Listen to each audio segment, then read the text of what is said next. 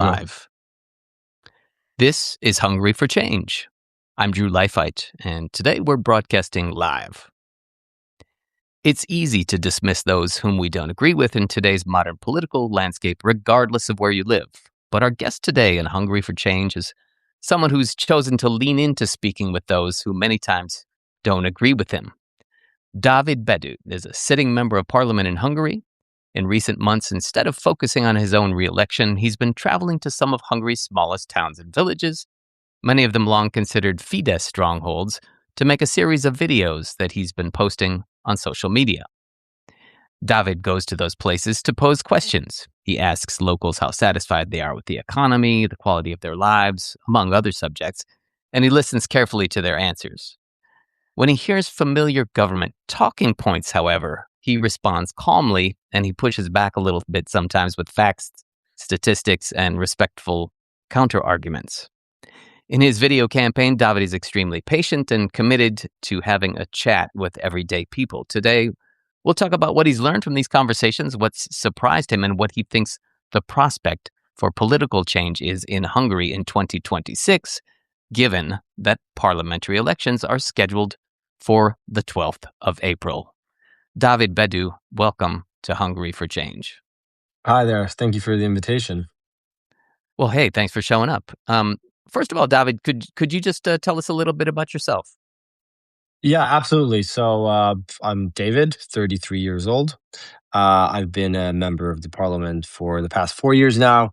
I've been involved in politics for almost the past decade. I joined Momentum, the Hungarian Liberal Party, back in 2017 when it was formed, just during the first year of the party. And I've been with them ever since. And I held numerous positions within the party. I used to be the network and campaign director for the party for 4 years, managing our volunteers and our local chapters. And then I got elected to local council here in Budapest, and then got elected to parliament in 2022.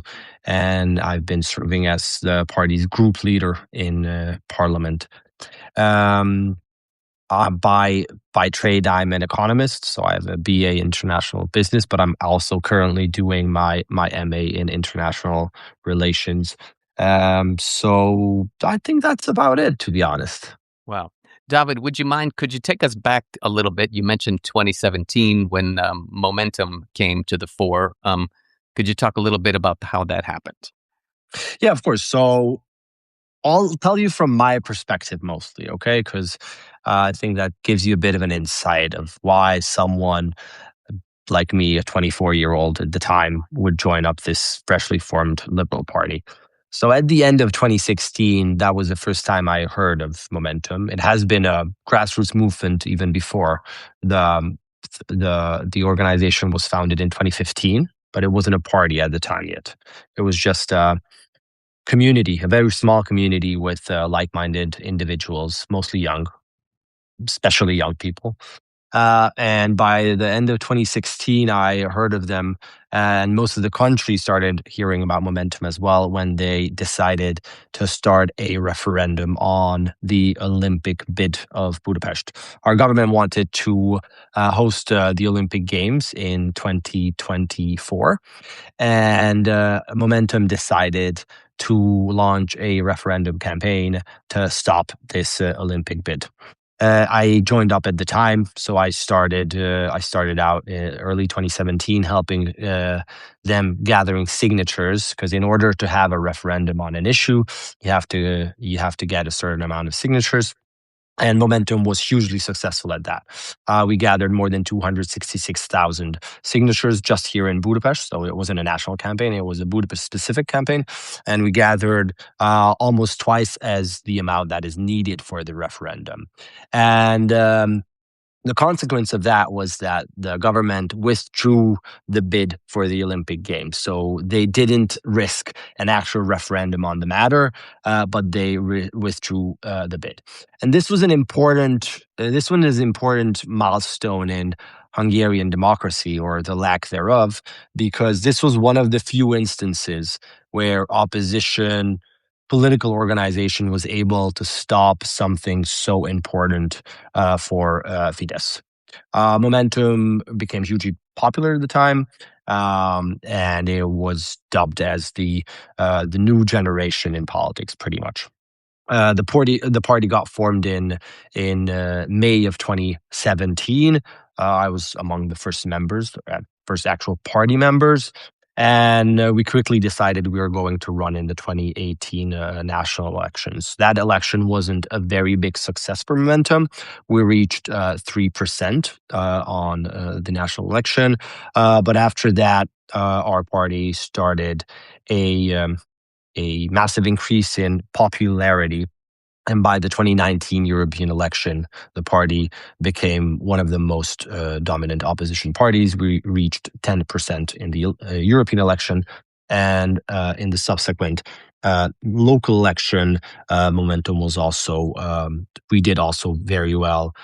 Quite a few of our mayors got elected in Budapest and around the country, and we had more than 150 local council members as well. So just in about a year, Momentum became, from this grassroots organization that mimicked a university community, became this widely known, widely recognized, popular national political party in Budapest. In Hungary, I mean. Right. Yeah, and I'd just like to say, Dávid, thank you so much for giving context. Of course, I think that maybe some people out there, of course, may be familiar with the Hungarian political scene, while to others, providing the context is really important and really kind of makes things more understandable, I suppose, for the outside world. Now, and I understand this is a big nut to crack, but if we're talking about essentially single party rule for the last 16 years, how do you explain that to people who ask you about what's going on in Hungary? Well, that is a tough one, and you can't really give a short answer to that because you have to go back in Hungarian history and Hungarian democracy quite a bit. I don't want to go back all the way to the First World War. I'll just go back to 1990. When the Soviet Union collapsed and Soviet rule over Hungary also vanished pretty much overnight, and Hungary became a democracy and held its first democratic elections in 1990.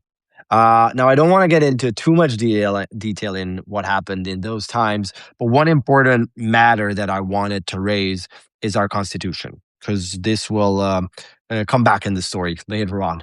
So the constitution, Hungary adopted an interim constitution in 1990, and this constitution has not changed up until 2011. So there was a 20-year period where none of the parties were willing to change the constitution, even though the socialist liberal government between 1994 and 1998, they had a supermajority in parliament, and a supermajority in parliament meant that they could have changed the constitution, but they were very idealistic, and they said that they only will change the constitution if there's a consensus in parliament, which they did not have because of Fidesz. And the reason why I wanted to point that out is because when Fidesz came to power in 2010, after a very big scandal, which we had in 2006, 2007, and the global financial crisis in 2008 and 2009, Fidesz came into power and they got a supermajority in the election system. They didn't have any idealistic views. They were very pragmatic and quickly after changed the constitution and wrote a totally new one. They amended the constitution 15 times in the past 16 years. So it's very clear that that constitution that they initially wrote wasn't that strong, wasn't that it is also an interim constitution, so to say. And they changed the constitution whenever they felt like it politically benefited them. And I think we can both agree that a constitution is not something that should be changed every year. Another important thing they changed in 2013 was the election system. The previously two-round election system got changed to a one-round election system. The number of parliamentary seats got reduced to 199, and the majority of the constituencies got gerrymandered as much as possible. So the whole election system got formed in order to help the governing party Fidesz stay in power. And that helped them a lot in the past 10 years, since every single election, they haven't reached the majority vote, so 50% of the votes, but nonetheless, they did receive the supermajority in parliament, so more than 133 members in parliament. That made them essentially pretty much unquestionable. They could do whatever they wanted to, and they did. They have been using public funds, billions of Hungarian forints in public funds to fund their propaganda machine. They have bought up not just the state, but oligarchs that are very closely aligned with the government, and specifically Viktor Orban. They have been buying up media in the country for the past 15 years.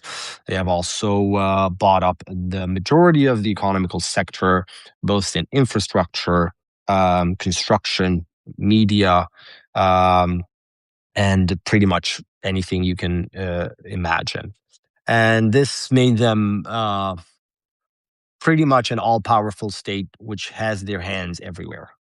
But one aspect that I really want to highlight is the propaganda machine they have in place. In the past 16 years, they have spent more than 3,000 billion forints on propaganda, which is an immense amount of money. And this is all coming from public funds. And this propaganda is basically spewing the same message at every single election. Many of the people listening or people living in Hungary or who have been to Hungary can see those billboards, pretty much the government billboards, anywhere they go in the country. So I think one of the main reasons for their so-called success is basically taking over all the democratic institutions and the main sectors of economy. Okay. Thank you for setting the stage on that. And I'm going to ask you, unfortunately, another big, wide-angle question. What do you see? Maybe could you talk? You mentioned some problems, but right now, what do you see as sort of a couple of the biggest problems facing Hungary and Hungarians? Well, it really all depends on your viewpoint. I mean, the economy is in shambles. The whole economic strategy that they have been pursuing for the past years is failing. Inflation has been very bad for the past few years. Now it's a bit better, but the prices are still very high, especially when you consider the current wages in Hungary. So economy is definitely all there in the top priorities. I would say the healthcare system, also a very important point. Democratic institutions, freedom of media, also a important point that should be changed. And of course, corruption is rampant in this country, and corruption isn't just something that is there when it's not like the politicians are corrupt in the government. The whole government is corrupt, and the whole system is built on funneling out public funds. So I think these would be the most important matters that has to be changed. Currently, I don't want to really go into like specific foreign policy issues, but obviously our close ties to the Russian government and Russia itself and Eastern autocratic states is a huge problem. We're getting further and further away from the European Union and our alliances in the West. So that is another issue, but I just wanted to highlight mostly the internal issues we're facing right now. Mhm. Okay, so yeah, it seems like at some point something's got to give, right? And then 2 years, I guess, ago, apparently, this sort of unexpected challenger emerges. Could you tell us a little about Péter Magyar and what he's been up to? Yeah, so back in 2024, it's actually just a 2-year anniversary of him going into the studio of Partizan and giving his first public interview. There was another very big scandal from the government where the president gave pardon to a person who helped a pedophile um, in a um, in a institution that was supposed to help children. Um, so that became a very big scandal, and it wasn't just the president; it was also the minister for justice. The ministers of justice at the time was Judith Varga, and her husband was Péter Magyar, who emerged out of the nothing and started spilling government secrets, pretty much, and started talking about the inner workings of Fidesz, since he was a Fidesz member and he was serving the government just before that. And out of this became a very charismatic and popular politician that is currently leading the biggest opposition party, who is hopefully destined to kick Orban and his cronies out of government. Hmm. How much of a shock do you think this was to Fidesz? I think it was it was a bit surprising. I think one thing that was surprising is him jumping out of Fidesz and going rogue. And the other big surprise was that he became so hugely popular.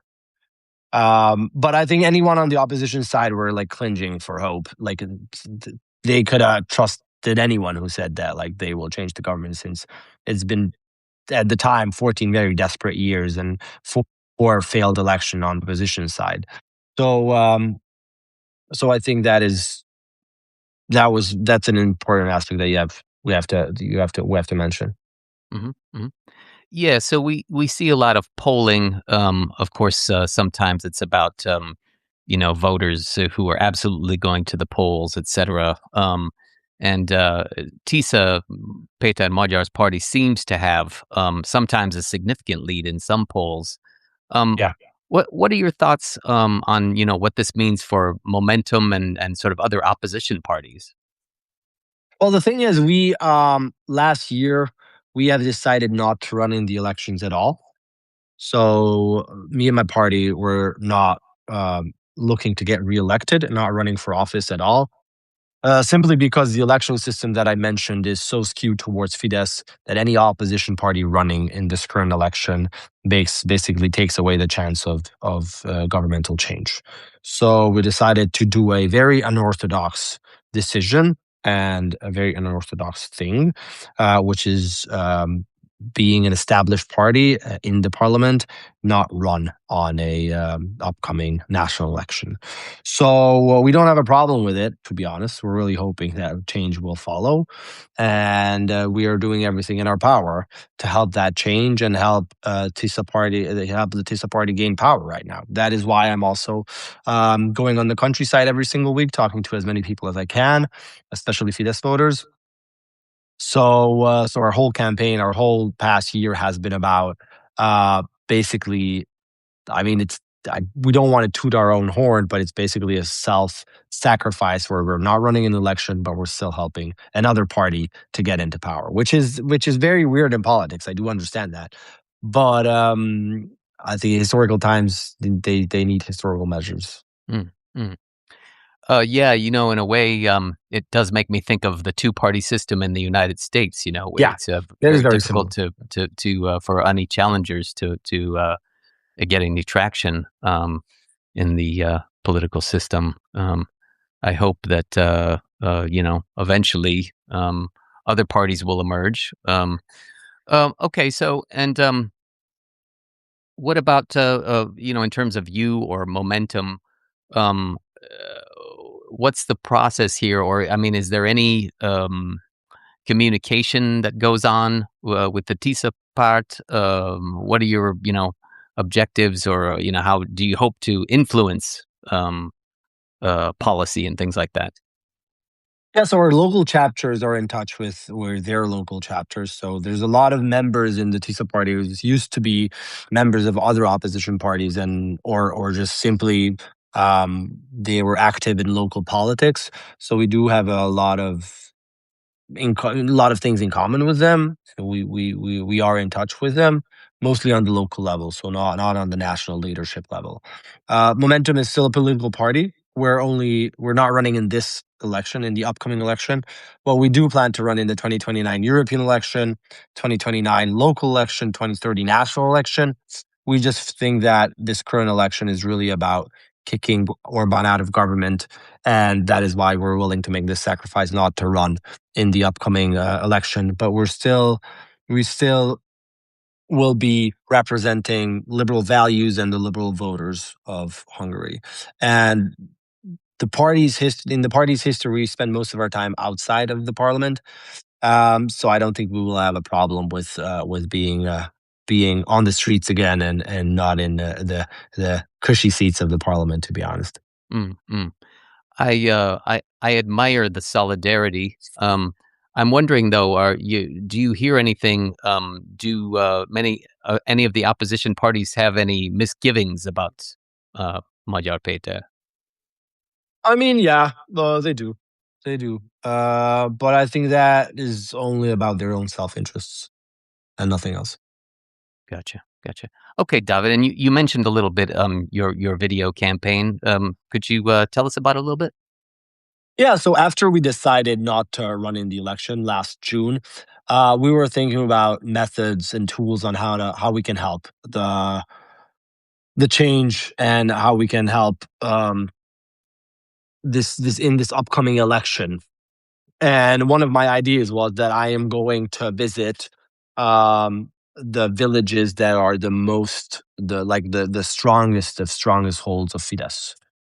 And I started doing these videos, talking to people, trying to understand them, first of all, what makes them still vote for Fidesz after 16 years of this of terrible policy and just horrific choices. And so number one is trying to understand them, and number two is trying to convince them not to vote for Fidesz in the upcoming election. And this is what drove me. And I was trying not to act as a politician. I was trying to act more as someone who asks questions. And I'm not trying to convince the people. I'm mostly trying to lead them in the right direction. So if anyone looks at my videos, they can see me asking questions mostly and not trying to tell them what to think. And I think that is an important aspect if we want to try to convince these people not to vote for someone or something that they have been voting for almost 2 decades. One of the greatest takeaway from this last 4 months and this campaign that I've been doing is that many of the people, they have a crystal clear vision on what's wrong with this country and how this government is not serving their interest, yet they're still voting for them out of fear that the alternative is even worse. And one of the strongest tools and weapons of Fidesz is that they made people believe there is no alternative to them, and anyone that comes after them will be worse than them. I think that is something that we have to. That is a very big obstacle because it's very hard to prove to people that there can only be better after this current period. Mm. When I was thinking about what we'd talk about today, of course, I was thinking of the word in Hungarian igény, and whether someone is igényes or not, which of course, has to do with their needs, their expectations, things like this. And I thought about kind of the two big differences between Budapest and the rest of the country. So on the one hand, there is kind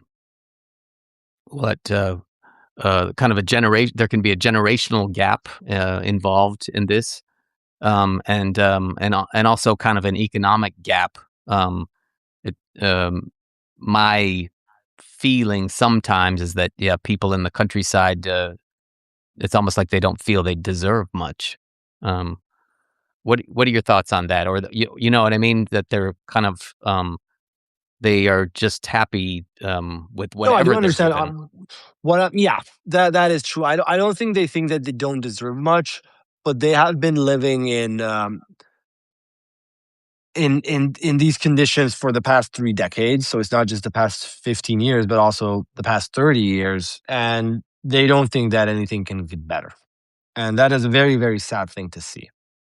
And especially in the northern parts of Hungary, Borsod, Nógrád, Szabolcs, these counties, which are among the poorest places in Hungary, this hopelessness is especially there. And when you talk to people, they tell you straight out that this is the main reason that they're voting for Fidesz. It's not going to get better anyway.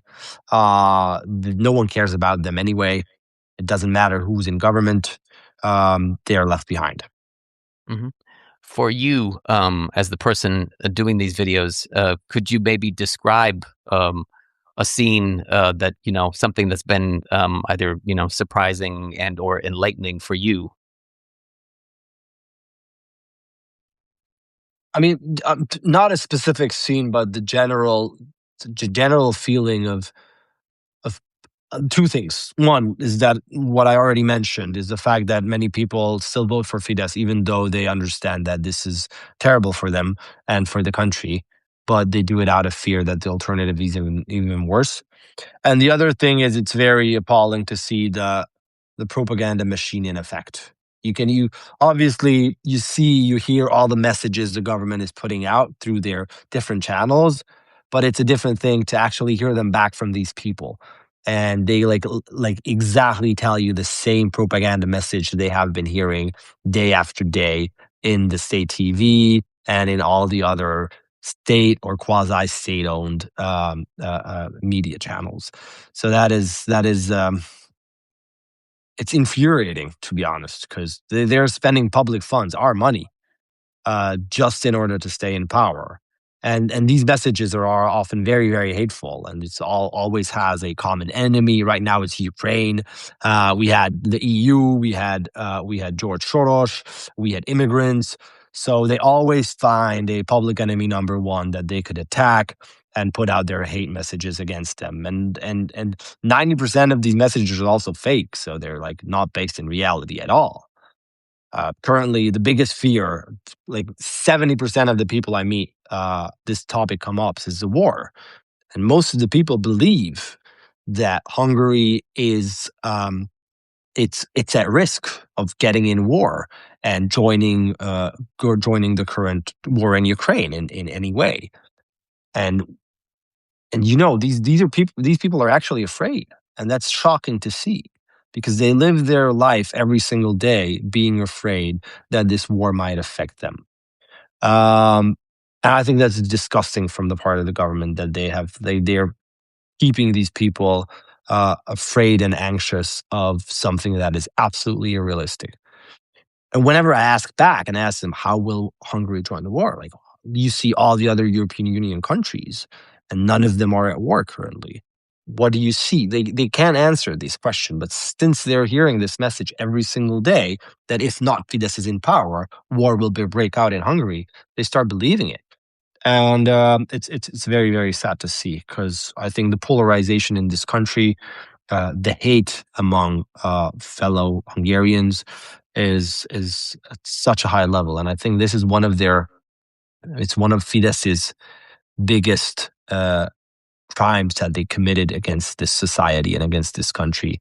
That in the past 15 years they have spewed hate and dissatisfaction among people, and that's going to be very hard to reverse. David, when you ask questions, when you challenge someone's beliefs, how tense does it get?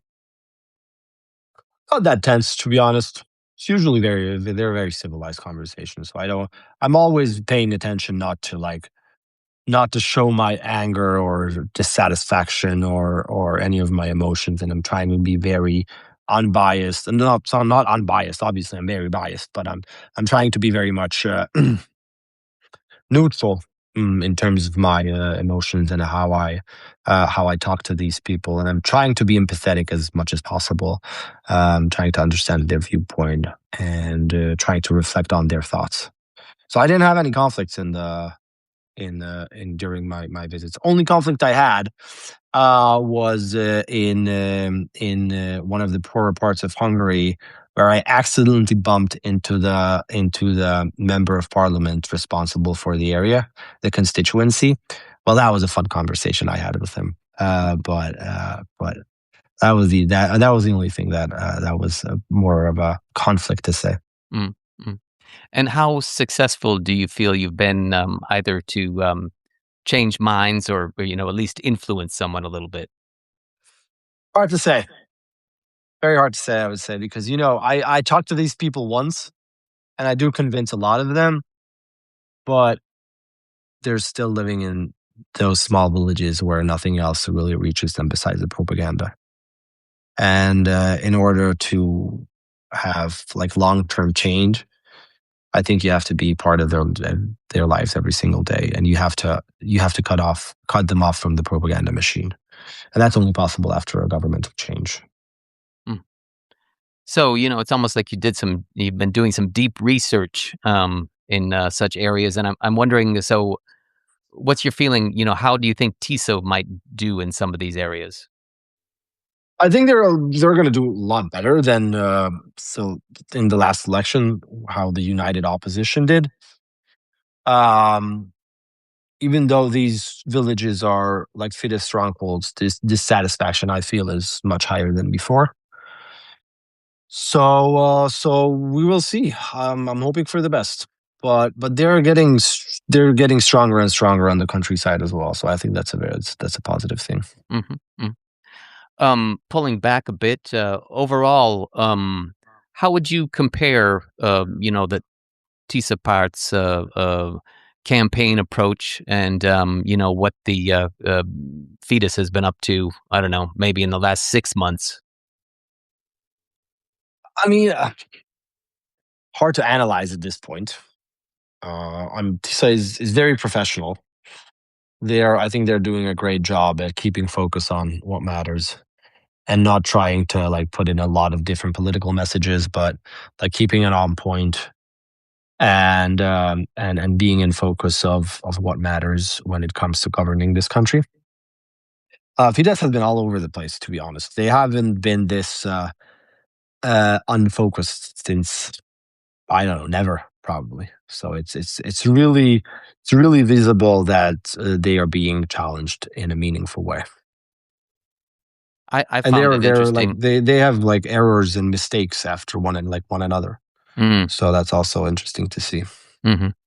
It's always difficult to tell, of course, because the algorithm is probably feeding me what I'm more interested in on Of the course, one hand, but yet I have never seen people so outspoken in comments um, yeah.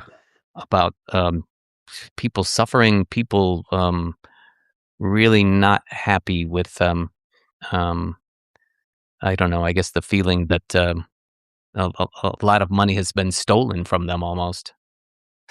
Honestly, corruption is not that.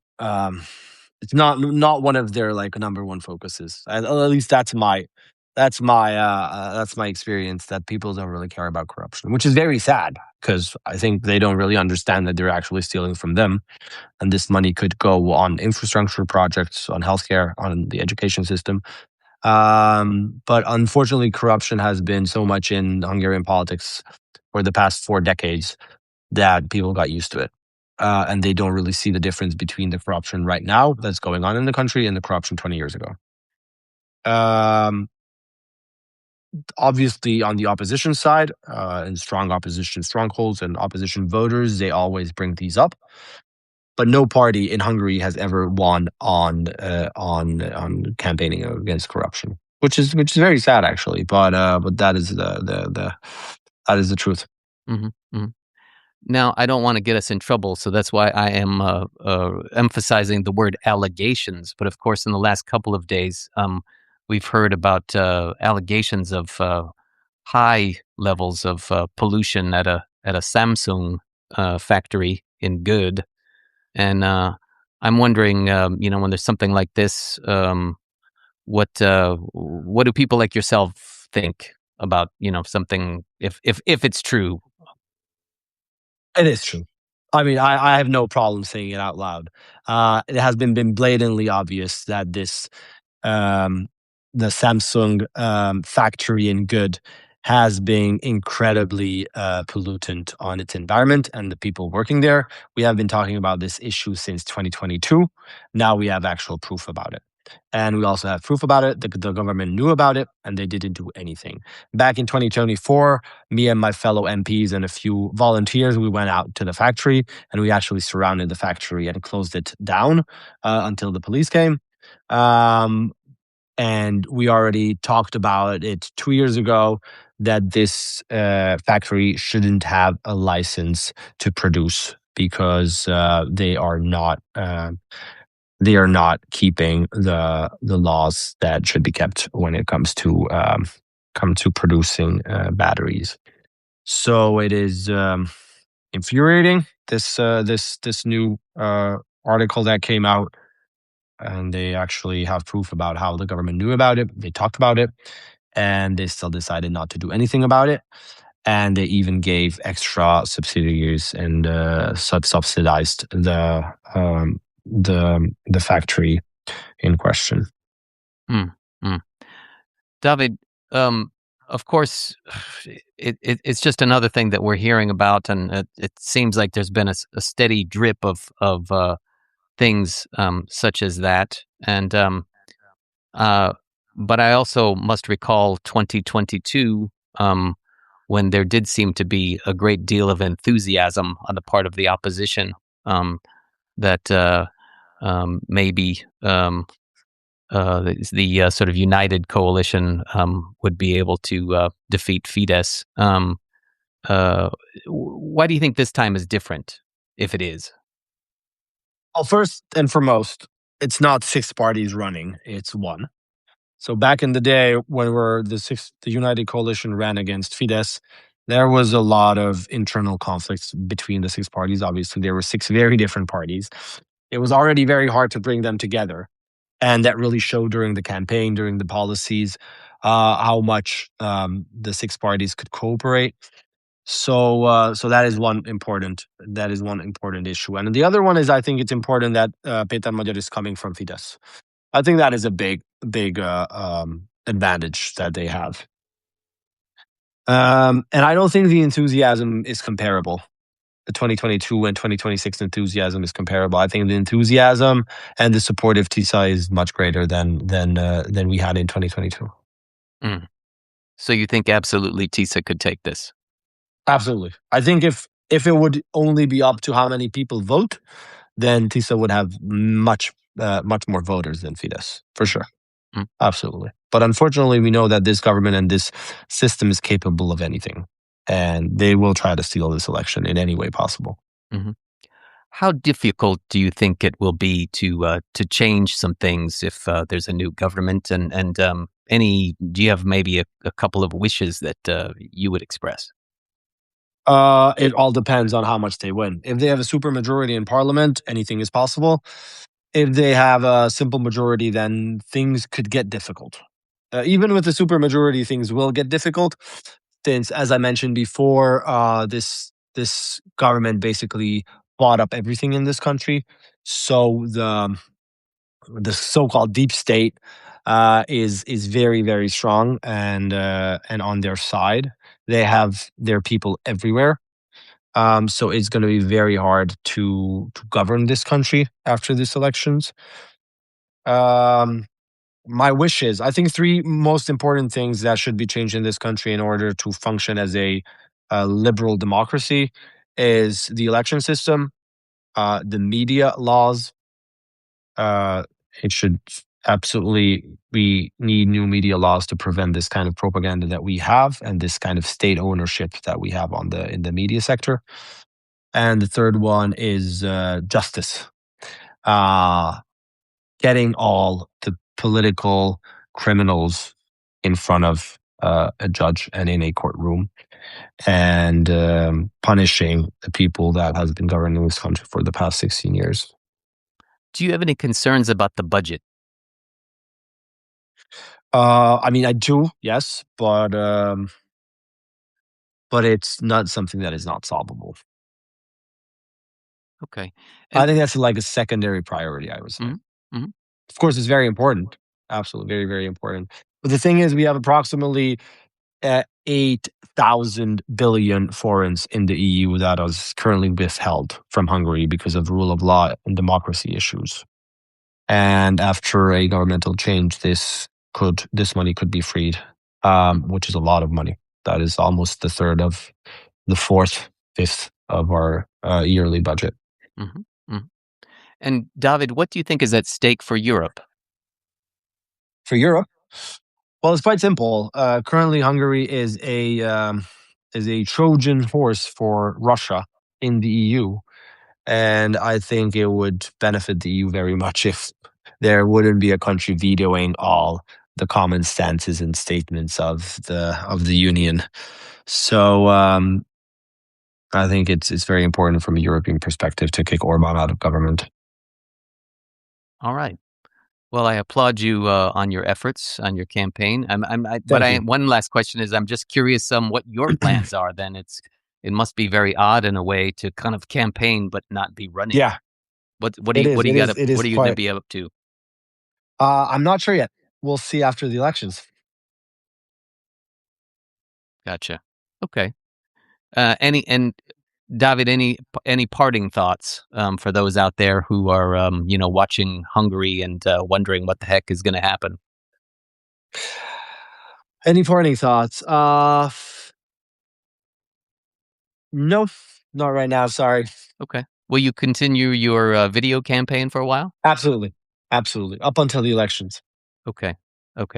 Dávid Bedő, you're a member of parliament from the Momentum Party. I thank you so much for our Thank nice you for chat. the invitation again, Drew.